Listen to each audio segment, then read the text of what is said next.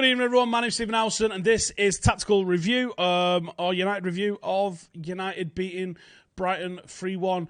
I got to be honest with you, lads. I was 3-1. Did I say 3-1 then? I definitely meant 3-0. Why did I say 3-1? I was reading a 1 in the comments just there. I got to be honest with you, I was very nervous going into this. I didn't think, because we was expected to win, and we've fucked up so much at this. 3-1, yeah. We fucked up so many times from this position that I just didn't think we were going to do it. But we did do you know, bold here, but I'm going to say it. There was an expectancy around United when Sir Alex Ferguson was the manager where we just went and did it. Can you throw the Paddock shirt link in the description, please? We just went and did it. I can't reach the shirt, though. It's over there somewhere. I don't even know where it is now, actually. You would just turn up to Old Trafford, and 18 out of 19 times you'd beat whoever you was playing. And it was phenomenal. And it happened year in, year out. You'd lose or draw one fucking game a season, and that was a catastrophe. And on a bus and in a pub on the way home, people would be like, Fergie's lost it, man. We should be beating everybody. But that was the reality under Sir Alex. And there was a change in the crowd, probably in more ways than one, actually, but there was a change in the tempo and the atmosphere at Old Trafford under Moyes. It's one of the only things I can actually properly remember for the Moyes era is that the crowd actually turned up. So many times under Fergie in those last years, you would sit there and it was almost like, go on then, beat them. And it was an arrogance and it was an expectancy that you were going to win. And we don't have it yet. We don't have it yet because I didn't think we was going to do it. I was nervous going into this game. But it's nice to watch Manchester United do what they're supposed to do, which is play a strong team, take an early lead, capitalise on it, have the game sewn up within an hour, and then toss off the last half an hour. I'm well happy with us doing that. Well happy with us doing that. We're not at the level yet where we can go on and expect to score 4, 5 and 6, and we don't have the squad depth, obviously, that someone like City have, where City could get 3-0 up in a game and then they'd bring on like Mahrez and Gundogan and Gabriel Jesus. We don't have those players just yet. So where City would probably go and push for 4 or 5, and you see it's killer in it how often they win by 5.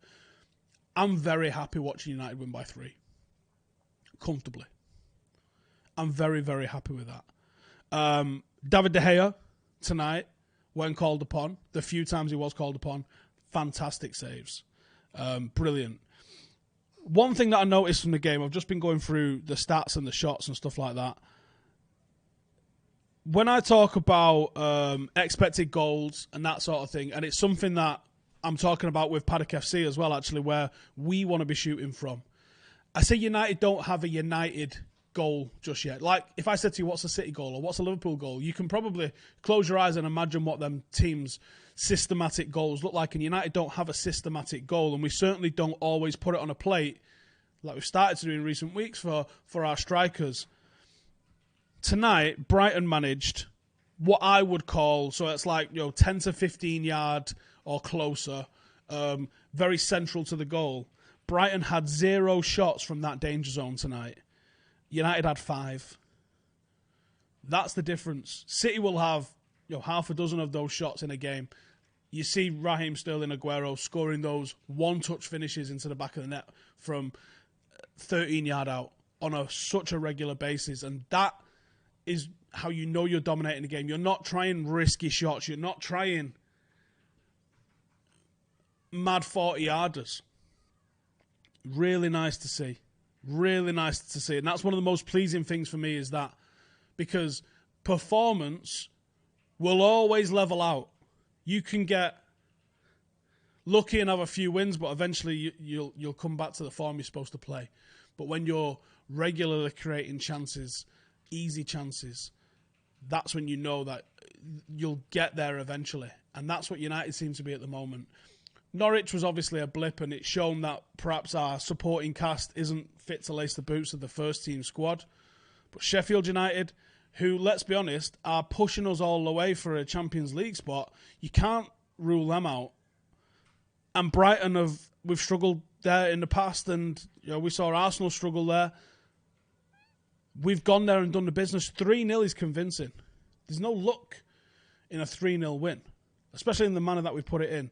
So I was very pleased with that. Very pleased that there's 2 academy prospects in our current forward 3 that are doing so well. 15 games unbeaten.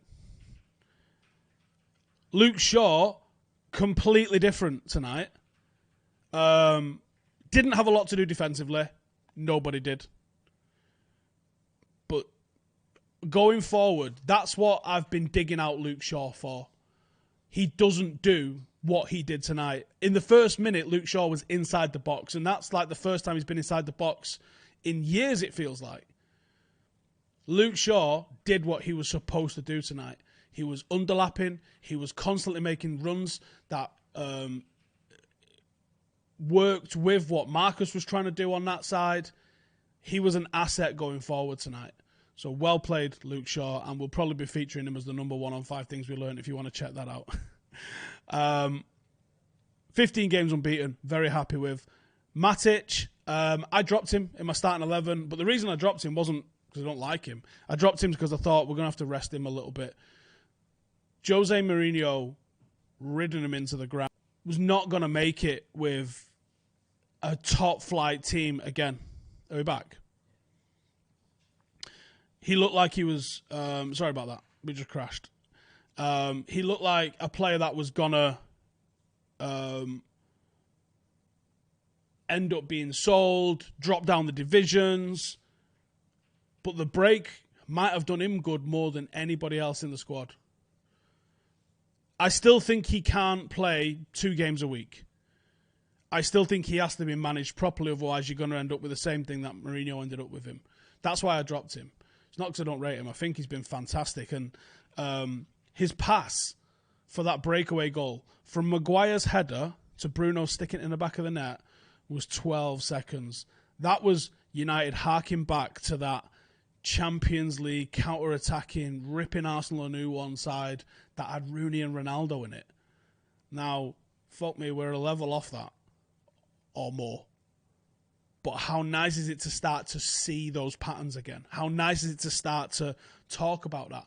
And one of the things that I found really pleasing tonight was the balance in the team.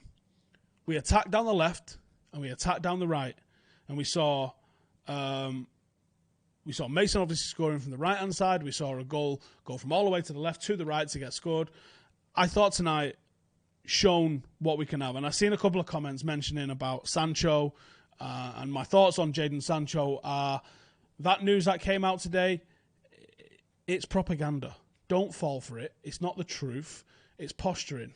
Dortmund's CEO came out a couple of weeks ago and was like, we're not accepting a penny less than 100 million. So United go, well, we're not paying over 50 million. It's negotiation tactics 101. It's not what you do. A couple of people getting a bit excited about the Premier League, but let's give it... I'd happy to challenge first. So let's talk about Matic a little bit then. So tonight, 93% pass accuracy. That was 81 out of 87. I've left my phone over there, so I can't actually see. I think only Maguire had more passes than him. That tells me as well that United are able to move the ball into the midfield a little bit. I'm never really overly impressed about centre-halves that have the most passes, because those are very often those just little back and forward passes that they don't go anywhere. But when it's your midfielder that's doing them, and especially when they're going forward as much as they are, very impressed with that. 93% passing from Matic, almost twice as many as Pogba, and almost 3 times as many completed passes as Bruno. Proving how key he is in just almost that Carrick-esque role. He's a bit more physical and aggressive than Carrick was. And I don't think he quite lacks that final ball into the final third that Michael Carrick had. But there's a real sort of metronomic sort of quality about what he's doing, and I'm very impressed with that at the moment. Do us a favour. Like the video if you think we're going to make it into the top 4. And dislike it if you think we're going to miss out. Because I think we can push for third. I think Chelsea are in unreal form, and one of the worrying things, Joe mentioned it before, and I'm going to echo that, was 15 unbeaten, and we're still fifth is a fucking worrying thing. But we are closing the gap more on Leicester, who were miles away from us at one point, than on Chelsea. I think we'll sneak into fourth, and I think it might be Leicester we overtake. I think Chelsea might stay in third. But I feel like there's a fragility to Chelsea that we've maybe not got, and obviously we're going to play against them in the FA Cup, which is going to be really interesting about that. Do I reckon Pogba will sign a new contract if he's offered one? Possibly, yeah. I think the tide might be turning. There's some good quotes coming out for him. Let's hope it. Charlie Marsh said you mentioned the United type goal. I think that breakaway type goal is probably close to it. Maybe you're right, yeah. Will I be announcing the shirt giveaway tonight? Let me just go and grab it. Is there a link in the description? Yeah. Is it that one? You just did what you did on I'm back. Okay, so check that bad boy out. That is the new, it's black and gold, it's carbon technically, but it's the new Stretford Paddock away kit. That has gone on pre-sale tonight. The link for that is in the description. If you want to get on pre-sale for that, I am giving away 3 because United scored 3 goals for anyone who retweets the Stretford Paddock We Are Live tweet with why Stretford Paddock is the greatest fan channel the world has ever seen. And if you want one of those kits, it will be shipping the first week of August. So we've got a month on pre-sale, but if you want one, should I show it again? Oh, should we show a picture, Cam? Get a picture up for the ladies and gentlemen watching. It's a better picture that we took at training tonight if you want to see it. So if you're interested in that, link for that will be in the description. And like I said, we're having that one. I'm from Stretford. Where are the trials? The trials, if you're interested in the trials, go to stretfordpaddockfc.com. Go on the tab which says play for us, and there's an email form where you can sign up there. But word of warning, this isn't a fuck about. This isn't a pub league. This isn't Sunday league. We're looking for ex-academy players. We're looking for people who've played Northwest Counties, maybe players deep into their 30s that have played league football. That's the sort of standard that we're looking for. So if that's not you, sorry, we don't want you to apply for that. We're looking for really good players, and we're looking to absolutely fucking muller people. Everything that we mentioned about Paddock will be, you're going to see a lot of stuff happening. We've been re-uploading the Stephen Howson Football Manager documentaries, and the latest episode will be out on Monday, the brand new episode on the Paddock channel, so keep an eye out for that. I'm going to keep checking the comments. What's this? Oh, here we go. There you go. That's the new Stretford Paddock away shirt. Bit of a close-up on the detail there, as you can see. We've gone with the gold. So if you like that, link will be in the description. Right, Patreon crew. I'm going to do a separate video for you guys, and I'm going to upload it to Vimeo. How's that for an idea? So I'll see you guys in the chat, and we can actually chat in Discord as well. But we're going to upload it as a separate video. I'm just going to try that, see how it works for tonight. But cheers, everyone, for tuning in. Make sure to subscribe.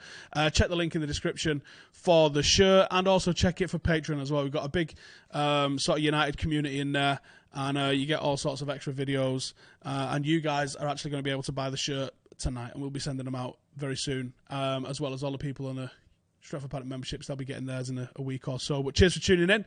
Let me know in the comments who you thought your man of the match was. I think I'm going to go with Matic. I think he was very good tonight.